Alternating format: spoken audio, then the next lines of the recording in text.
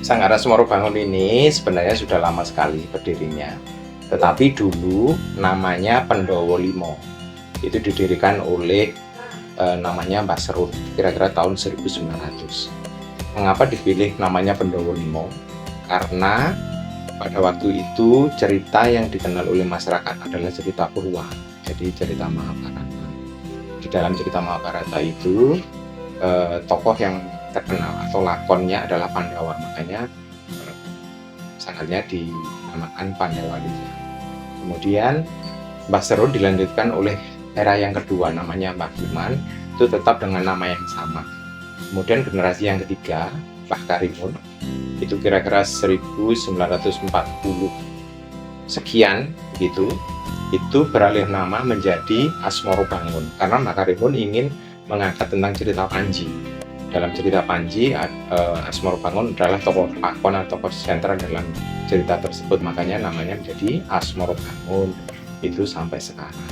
Nah, setelah Mbah Mun, dalam masa kepemimpinan Mbah Mun ini, Mbah Mun dibantu oleh anaknya namanya Taslan Sono.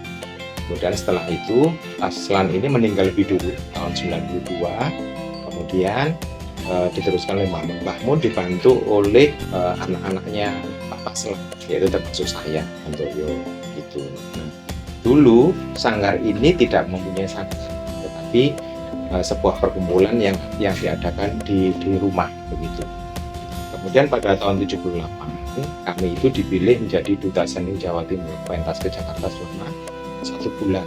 Sebulan dari sana itu ada perhatian dari pemerintah, yaitu dibuatkan oleh Sanggar Seni Budaya Asmoro Bangun ini dan dibantu gamelan laras pelok itu yang terbuat dari besi. Awalnya sanggar ini mau dibuatkan di tepi jalan raya, tetapi Mbah Mun menolak karena untuk perlanjutan dan perawatan mungkin terlalu jauh, makanya ini ada tanah keluarga yang dibangun di sini. Kemudian pada tahun 2095 Mbah Mun itu mengalami kecelakaan yang beliaunya ini tidak bisa berjalan, jadi di kedua kakinya itu patah, sehingga kami cucu-cucunya itu langsung diajari bagaimana caranya menata orang, bagaimana caranya mengumpulkan orang, bagaimana caranya untuk menata sebuah pertunjukan. Nah, setelah sepeninggal beliau pada tahun 2010 kami sudah terbiasa, jadi kami sudah tidak kaget untuk tetap bisa melanjutkan kesenian ini, dan sekarang lebih banyak ya. Jadi karena saya itu membuat 4 program kegiatan yang berjalan untuk pelestarian kesenian topeng. Jadi yang pertama ada pelatihan tari yang kami laksanakan setiap hari Minggu, jamnya mulai dari jam 8 sampai jam 12. Kemudian ada latihan karawitan atau gamelan, itu yang dilaksanakan seminggu 2 kali, Minggu malam sama hari Jumat malam. Kemudian pembuatan topeng ini kami laksanakan hari Senin sampai Sabtu, jamnya jam 9 sampai jam 3. Kemudian kalau dulu sebelum pandemi kita ada pertunjukan yang kami laksanakan setiap 1 bulan sekali, namanya Gebiak Malam Senin Legi. Dan ini adalah untuk ajang pembelajaran anak-anak yang belajar supaya mereka merasakan pentas. Mbah Serun ini dulu belajar nama ke Pak Burawan, karena pada masa itu banyak sekali orang itu dalam rangka bekerja itu belajar maksudnya bekerja di luar wilayah yang ditinggali. Nah, pada waktu itu Mbah Serun dia bekerja di daerah Mangelan Kromengan. Di sana ada sebuah perkebunan kopi besar yang masih ditaungi atau yang mengelola itu orang Belanda. Nah, di situ ada seorang guru tari namanya Burawan. Burawan ini mengajarkan kegiatan ini pada malam hari. Kalau siang itu mereka bekerja, kalau malam itu mereka ada pelatihan tari. Nah, Mbah Serun ini tertarik untuk ikut belajar kesenian topeng. Nah, setelah istilahnya kontraknya itu habis, Mbah Serun ini pulang ke daerah asal di Gedung Monggo, dan Mbah Serun ini mengajarkan kepada masyarakat setempat, dan antusiasnya itu kok tambah banyak gitu yang antusias untuk belajar. Karena pada waktu itu hiburan itu sangat jarang sekali, jadi televisi apalagi belum ada. Jadi masyarakat itu biasanya kalau malam itu ya tidak ada kegiatan-kegiatannya, mungkin Mereka hanya bercakap-cakap, ngobrol gitu. Nah, kemudian setelah ada pelatihan topeng ini, antusiasnya sangat luar biasa dan terbentuklah sebuah kelompok yang dinamakan Probolinggo. Jadi Mbah Karimun itu pernah mendapatkan gelar maestro dari Kementerian Kebudayaan tahun 2009. Nah, pada waktu itu kriteria untuk seorang maestro adalah seseorang yang dia itu mumpuni di bidangnya. Contohnya kalau Mbah Mun ini kan dia maestro topeng, makanya seseorang itu bisa contohnya seperti Mbah Mun, dia bisa menari topeng, kemudian dia bisa alat musik atau memukul gamelan untuk iringan topeng. Kemudian yang ketiga, tahu tentang cerita mulai dari Mahabharata, kemudian cerita Panjinya. Kemudian dia bisa membuat topeng untuk kebutuhan seperti pertunjukan itu. Terus Mbah Mun juga dia bisa dalang. Jadi dalang ini yang dia mengucapkan sebuah jalan cerita dalam pertunjukan topeng itu. Yang terakhir adalah ilmu di dalam topeng. Jadi ini yang tidak semua orang itu tahu begitu. Makanya Mbah Mun terpilih menjadi salah satu maestro topeng pada tahun tersebut. Kalau sekarang yang lebih kita angkat adalah cerita Panji. Dalam cerita Panji kita mempunyai 76 karakter topeng. 76 ini bisa dibagi menjadi 4 kelompok besar. Jadi tokoh yang baik, tokoh yang jahat, tokoh yang lucu, sama tokoh binatang. Nah, ciri-cirinya sendiri, tokoh yang baik itu dia mempunyai mata, namanya mata gabahan. Kemudian kalau mulutnya sendiri tidak mempunyai taring, sebutannya ada namanya tilmo ledek atau namanya jambe sigarstang. Kemudian untuk ragam hiasnya sendiri paling atas itu ada simbol bunga, daun, dan sumber. Nah, untuk tokoh yang jahat itu dia mempunyai mata bulat, sebutannya ada kedelen, ada dondongan, kemudian mempunyai taring, dan di ragam hiasnya itu ada simbol binatang. Simbol binatang yang dipakai ada 3, ada garuda, gajah, sama naga. Ini sesuai dengan tingkat istilahnya derajat atau pangkat dalam sebuah kerajaan. Kemudian tokoh yang ketiga adalah tokoh abdi atau pembantu. Ini biasanya bentuknya lucu, jadi dia tidak mempunyai ragam hias di atasnya dan bentuknya itu lucu-lucu. Kemudian yang keempat ada tokoh binatang.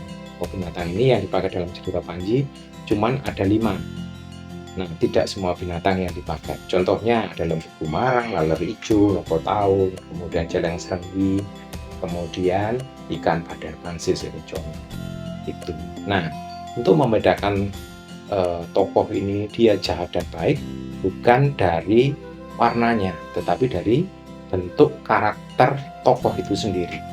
Contohnya kalau warna seperti ini, warna dasar yang kita pakai sebagai patokannya ada 5. Warna merah, putih, kuning, hijau, sama hitam. Kalau merah itu artinya berani, putih itu suci setia, yang kuning ceria atau senang, yang hijau pedoman kesuburan, yang hitam atau biru itu artinya bijaksana. Kalau untuk Padepokan Asmorobangun ini apa saja pencapaian yang sudah diraih hingga saat ini? Ya, Asmorobangun ini sebenarnya sudah banyak sekali ya yang pernah diikuti. Jadi kegiatan-kegiatan yang ada di lingkungan wilayah kita sendiri, di Malang, kemudian di Jawa, di Bali, dan di luar negeri. Kalau untuk luar negeri sendiri kita masih 2 kali.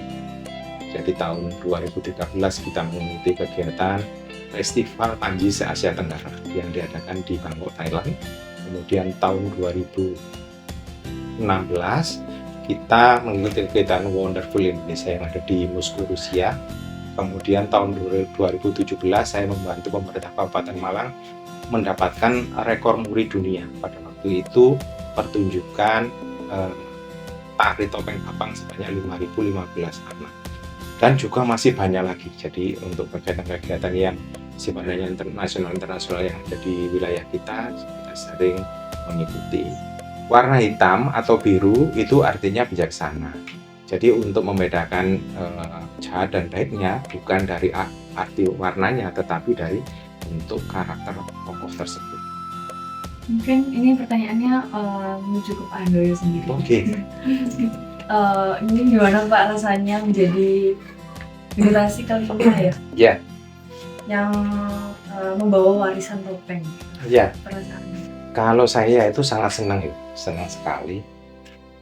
Awalnya ini sebuah keterpaksaan yang membuat sekarang itu menjadi senang. Keterpaksaannya mengapa? Karena dulu namanya anak kecil ya, masa ayah saya itu masih ada. Memang kami itu dituntut untuk bisa belajar, jadi belajar menari, kemudian bisa belajar membuat topeng seperti itu. Tetapi namanya anak kecil ya nggak mau namanya anak kecil kan sukanya bermain ya. Makanya tetapi setelah ayah saya itu meninggal tahun 92 itu mulai ada tantangan, karena ayah ini dia hanya kerjanya itu membuat topeng sama menari. Pada waktu itu setelah ayah saya itu meninggal dapat 3 bulan, kita dapat pesanan dan pada waktu itu ibu menyampaikan kepada saya, ini kita dapat pesanan, kalau ini tidak kita kerjakan kita tidak akan dapat uang untuk makan. Makanya pada waktu itu saya menyampaikan ke ibu saya, ya mak, saya tak buat begitu.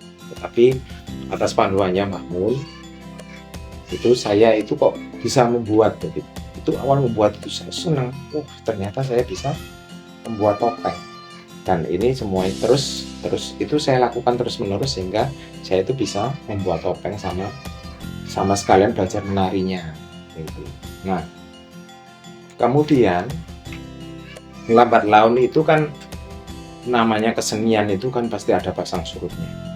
Jadi tidak kesenian itu tidak naik terus banyak yang pesan, istilahnya banyak tanggapan, itu tidak seperti itu, karena banyaknya sekarang perkembangan yang orang itu hanya meminta pertunjukan itu hanya bagus tapi tidak dalam jumlah banyak orang.